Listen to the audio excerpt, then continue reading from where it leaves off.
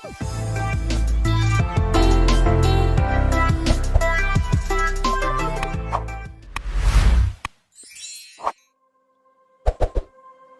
साथै स्वागत गर्न चाहन्छु पावरपोइन्ट ग्राफिक्स युट्युब च्यानलमा र म हुँ क्रिस। सदाझै आज पनि उपस्थित भइसकेको छु एक नयाँ ट्युटोरियल लिएर। मलाई आशा छ तपाईहरूले मन पराइदिनु हुनेछ। र यदि तपाईहरूले अहिलेसम्म पनि पावरपोइन्ट ग्राफिक्स युट्युब च्यानललाई सब्स्क्राइब गर्नुभएको छैन भने कृपया सब्स्क्राइब गरी छेउमै रहेको बेल आइकन प्रेस गरी अल नोटिफिकेसन अन गर्न नबिर्सिनुहोस्। र यदि तपाईँहरूसँग सल्लाह सुझाव र प्रतिक्रिया भए कृपया कमेन्ट गर्न नबिर्सिनुहोस्। यदि यो भिडियोहरू तपाईँको लागि साँच्चै उपयोगी छ भने कृपया एक लाइक र सेयर गर्न नबिर्सिनुहोस् भन्दै आजको क्लासतर्फ लाग्नेछु।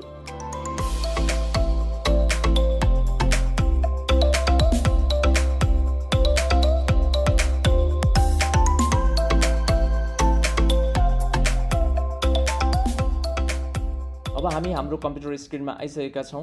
आज पनि हामी एक आकर्षक सर्टिफिकेट डिजाइन गर्नेछौँ र त्यसको लागि मैले न्यू स्लाइड लिइसकेको छु र मैले यसको पेज सेटअप पनि गरिसकेको छु र मैले यो A4 साइजमा यहाँनिर लिइसकेको छु।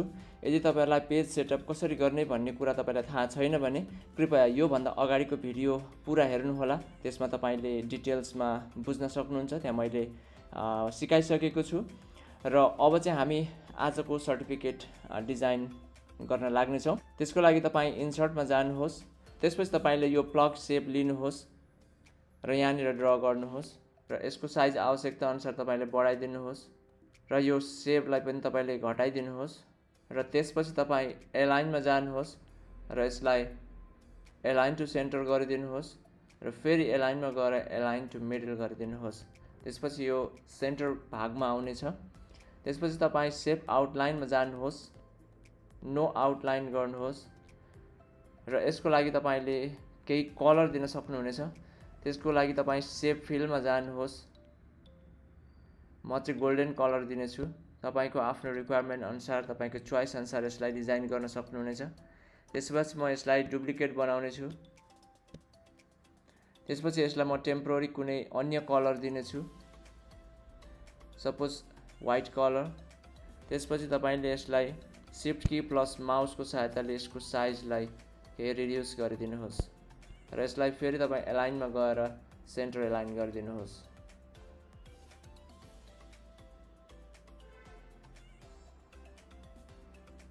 यति गरिसकेपछि तपाईँ फेरि इन्सर्टमा जानुहोस्, सेभ र यो फ्रेम लिनुहोस् र यहाँनिर ड्र गर्नुहोस्। त्यसपछि यसको पनि यो साइजलाई रिड्युस गरिदिनुहोस्।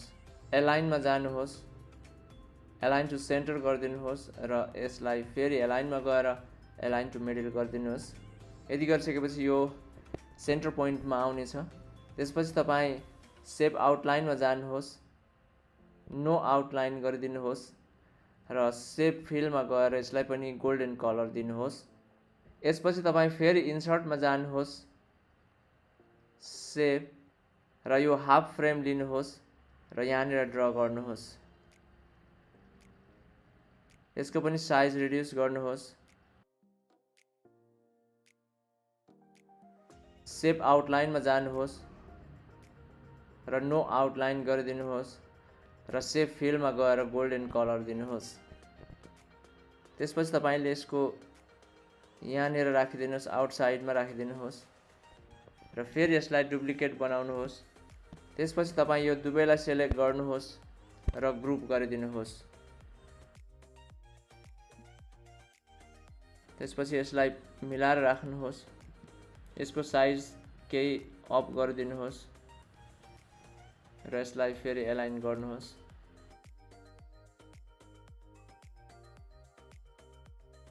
र यसलाई डुप्लिकेट बनाउनुहोस् र यो प्रत्येक कर्नरमा तपाईँले यसलाई राखिदिनुहोस्।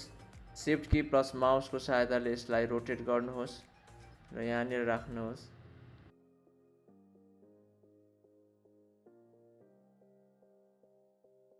फेरि पनि डुप्लिकेट बनाउनुहोस् र यसमा पनि राखिदिनुहोस्।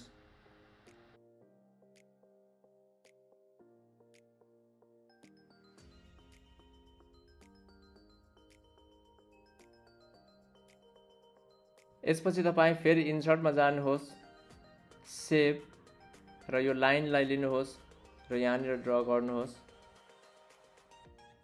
यसपछि तपाईँ राइट क्लिक गर्नुहोस् र फर्मेट सेपमा जानुहोस्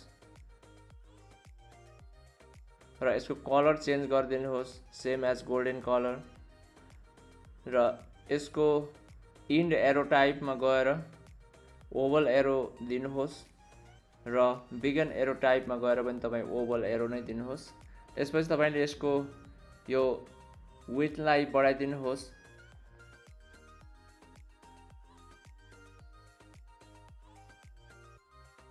यसपछि यसैलाई तपाईले फेरि डुप्लिकेट बनाउनुहोस्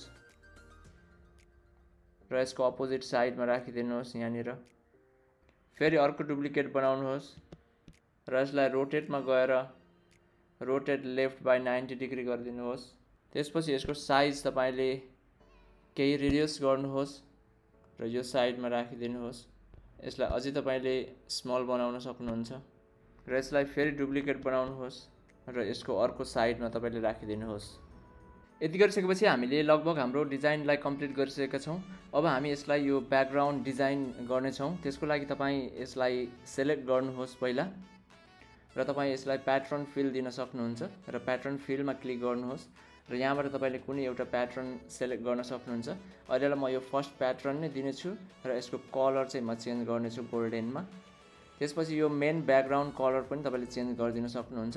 त्यसको लागि तपाईँ पिक्चर्स और टेक्सचर फिल्डमा जानुहोस् र यहाँ अप्सनमा गएर तपाईले सेलेक्ट गर्न सक्नुहुन्छ। म चाहिँ अहिले यो पहिलाको स्याम्पल जस्तै म बनाउन चाहन्छु र यसको ब्याकग्राउन्ड म यो ग्रीन मार्बल नै युज गर्नेछु अहिलेलाई।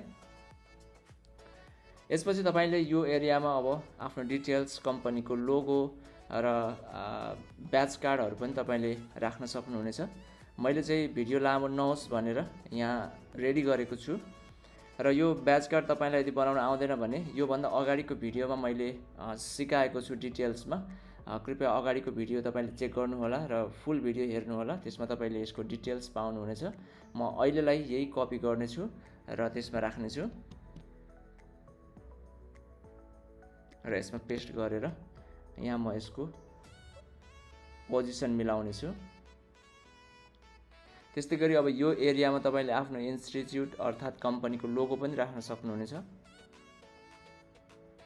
र यो चाहिँ मेरो च्यानलको लोगो हो। म यसमा यही कपी गरेर राख्ने छु अहिलेलाई।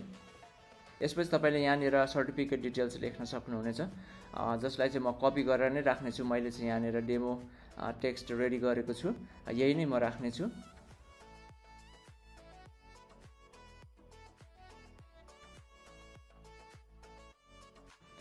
यसपछि तपाईले यो एरियामा चाहिँ एउटा शेप लिन सक्नुहुन्छ। त्यसको लागि तपाईँ इन्सर्टमा जानुहोस्, शेप र यो प्लग शेप नै लिनुहोस् र तपाईले यहाँनिर ड्र गरिदिनुहोस्।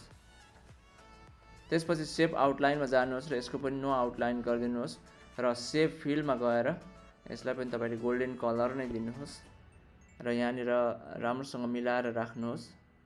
यसपछि तपाईले यहाँनिर टेक्स्ट फिल गर्न सक्नुहुनेछ। म चाहिँ यहीँबाट कपी गरेर राख्ने छु अहिलेलाई। यसको साइजलाई केही रिड्युस गरिदिनेछु म र यसलाई मिलाएर म सेन्टर पोइन्टमा राखिदिनेछु टेक्स्टलाई चाहिँ।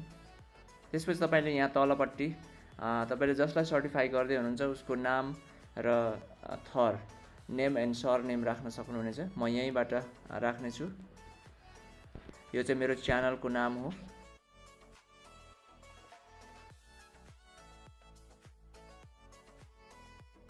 त्यसपछि तपाईले यसको तलपट्टि डिटेल्स लेख्न सक्नुहुनेछ जसलाई म यही डेमो टेक्स्ट कपी गरेर राख्ने छु।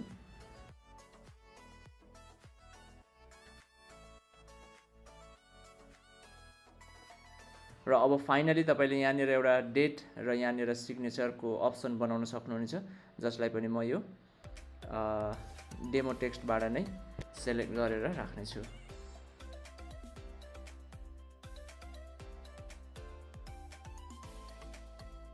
र यो सिग्नेचर पनि हामीले यसरी लगाउन सकिन्छ। यदि तपाईलाई यो सिग्नेचर कसरी लगाउने भन्ने कुरो थाहा छैन भने म आउने भिडियोमा फेरि तपाईलाई डिटेल्समा एक्सप्लेन गर्नेछु। अबलाई भने हामीले हाम्रो डिजाइन कम्प्लिट गरिसकेका छौँ। तपाईँहरूले पनि यसै गरी नै आफ्नो कम्पनी इन्स्टिट्युटहरूको सर्टिफिकेटहरू क्रिएट गर्न सक्नुहुनेछ। एकदमै इजी वेबाट, एकदमै सरल भाषा र सरल तरिकाबाट मैले एक्सप्लेन गर्ने कोसिस गरेको छु यहाँहरूको बिचमा। तपाईँहरूलाई कस्तो लाग्छ मेरो भिडियो कृपया कमेन्ट गर्न नबिर्सिनुहोस्। र यदि अहिलेसम्म तपाईँहरूले पावर पोइन्ट ग्राफिक्स युट्युब च्यानललाई सब्सक्राइब गर्नुभएको छैन भने कृपया सब्सक्राइब गरी छेउमा रहेको बेल आइकन प्रेस गरी अल नोटिफिकेसन अन गर्न नबिर्सिनुहोस् भन्दै आजको क्लासबाट बिदा हुन्छु। फेरि भेटौँला।